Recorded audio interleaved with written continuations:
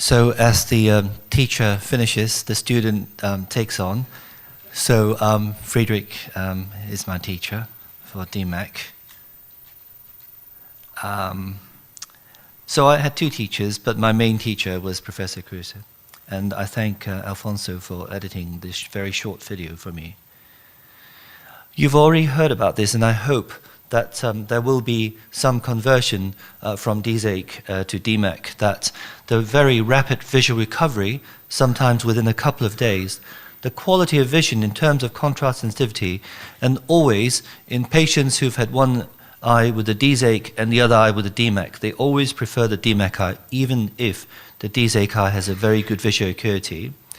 And this is due to there being no posterior stroma, no higher order aberrations, and also some people believe the posterior stroma is a polarizing filter, and so if you misalign the host and the graft polarization, then you can have clarity, but the patient doesn't see very well. You will know that with DMAC you're transplanting a meniscus lens, so there is some refractive change, whereas with DMAC there is minimal refractive change, although there is some because there will be some detergescence of the host cornea in the periphery. You've already heard there is close to zero rejection rate, so this is very advantageous, and it can be done in phakic eyes as well.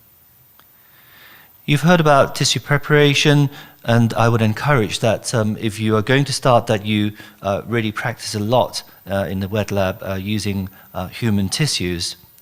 Tissue insertion you've heard about, and I just want to add a little bit about unscrolling of the periphery of the DMAC graft, and I hope I've made a small contribution there.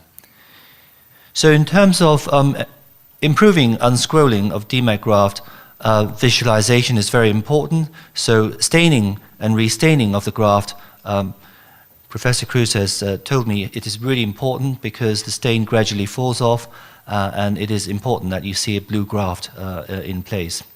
The asymmetric punch marks you've seen. The age of the donor is also very important. The older, the easier to unscroll and flatter. In fact, in some cases, you have to encourage it to scroll to get into the injector. So the rest of it is down to controlling the chamber depth, air bubble either above the graft to use it to iron to open the graft, and below the graft to float it up and encourage it to stick.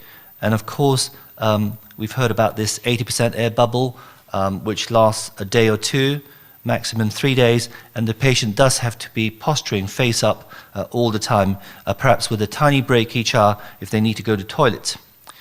And also you can tap the cornea to try and encourage the scroll to behave.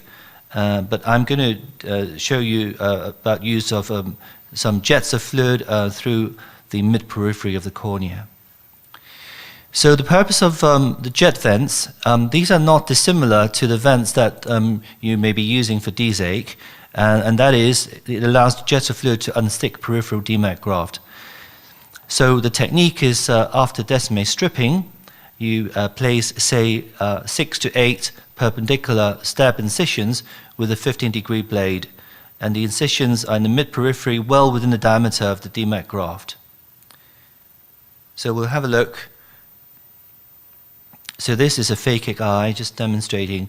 Essentially, I've adopted Professor Kruse's technique, but I have, naughtily, I have skipped doing peripheral iridotomies, and basically I just dilate the pupil at the end before the 80% bubble.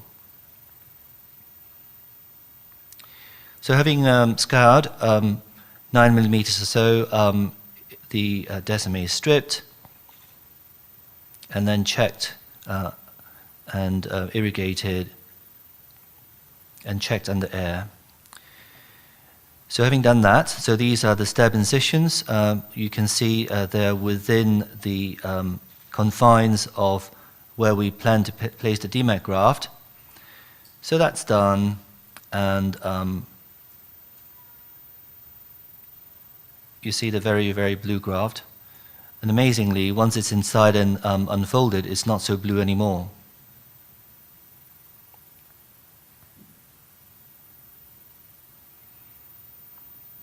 deepen the chamber a little bit to help the graft open. Tap it. Air above it to iron it open.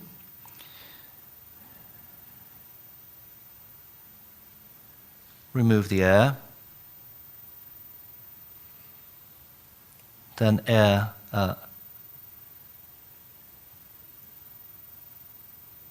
underneath the graft. So you can see that there are some peripheral folds here, and if you inject fluid through the vents, then it can unfold. So just to show that again, it's like a replay.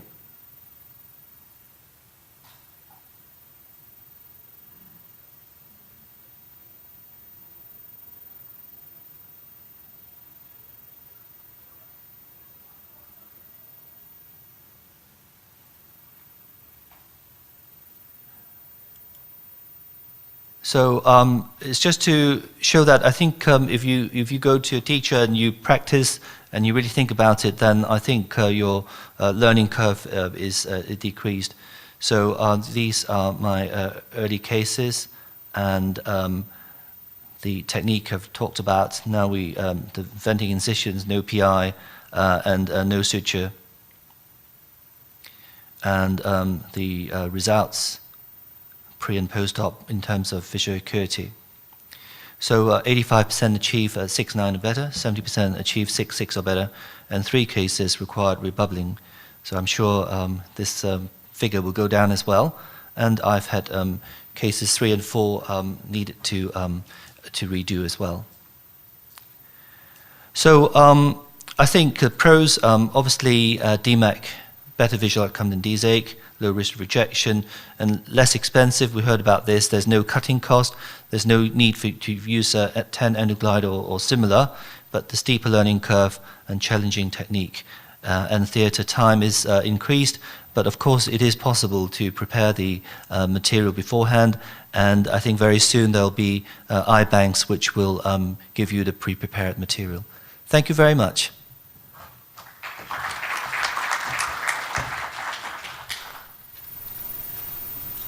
So unless there are any questions, I think it's photo time. Would you like to go? Yes.